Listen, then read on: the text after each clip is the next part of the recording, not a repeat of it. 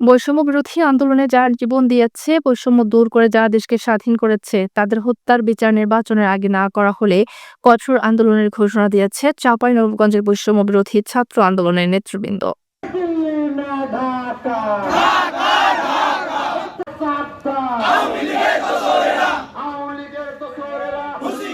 সম্প্রতি সময়ে চাঁপাইনবাবগঞ্জ আদালত থেকে বিস্ফোরক, চাঁদাবাজি, হত্যা সহ একাধিক মামলার আসামিদের ৪৮ ঘণ্টার মধ্যে জামিন দেওয়া হচ্ছে এমন অভিযোগ করে আদালতে ঘেরাও কর্মসূচি পালনের সময় এমন হুঁশিয়ারি দেওয়া হয়।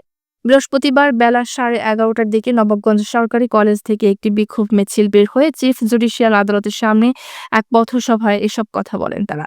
এর আগে মিছিলটি আদালত চত্বরে ঢোকার চেষ্টা করে। এ সময় প্রধান ফটকে নিরাপত্তা বাহিনীর কঠোর নিরাপত্তায় তারা সেখানে কিছুক্ষণ অবস্থান করে বিচারকদের আইনের প্রতি শ্রদ্ধাশীল হয়ে আওয়ামী লীগ নেতাদের জামিন না দিতে অনুরোধ করেন। পরে জেলা আইনজীবী সমিতির সামনে রাস্তার ওপর বসে তাদের দাবি আদায়ে নানান স্লোগান দিতে থাকেন।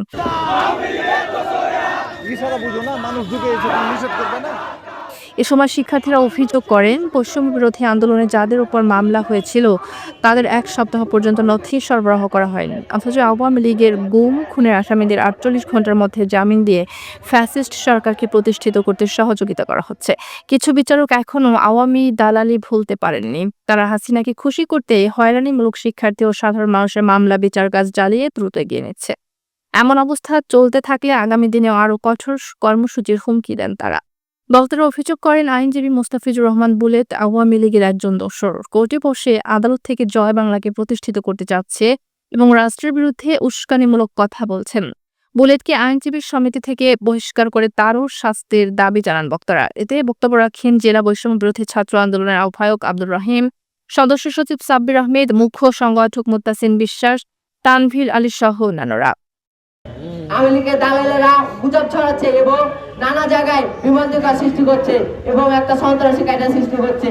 আসলে আপনারা দেখছেন কি যে ৫ই আগস্টের আগে কিভাবে তারা মানুষকে হয়রানি করেছে এবং মানুষকে বিভ্রান্তিকর সৃষ্টি করেছে। আসলে তাদের বিচার যদি এখন না হয় তাহলে তাদের বিচার কখন হবে?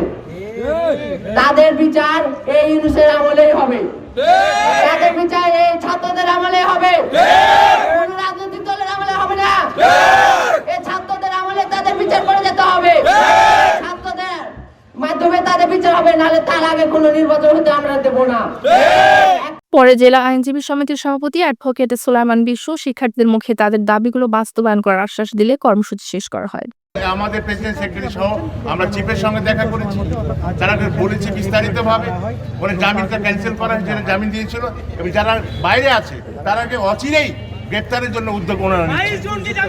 বুলেটকে যথারীতি কালকে আমি নিজে ব্যক্তিগতভাবে থ্রেট করেছি, জয় বাংলা জয় জয় বঙ্গবন্ধু সে যে পোস্টটা দিয়েছিল থ্রেট করেছি, তাকে মারধর করে এই আইনজীবী সমিতি থেকে হাঁকিয়ে দেওয়ার জন্য তাকে হুমকি দিয়েছে। অন্যান্য আইনজীবীরাও বিক্ষোভকারীদের সান্ত্বনা দেওয়ার চেষ্টা করেন। গত ১৬ ডিসেম্বর ও ১৭ ডিসেম্বর নাচল পৌর মেয়র ও পৌর আওয়ামী লীগের সভাপতি আব্দুর রশিদ খান ঝালু সহ কয়েকজন আওয়ামী লীগ নেতাকর্মীর বিস্ফোরক আইনের একটি মামলায় আদালতের জামিন দেওয়ার ঘটনায় বৃহস্পতিবারে কর্মসূচি পালন করে বৈষম্য বিরোধী ছাত্র আন্দোলনকারী।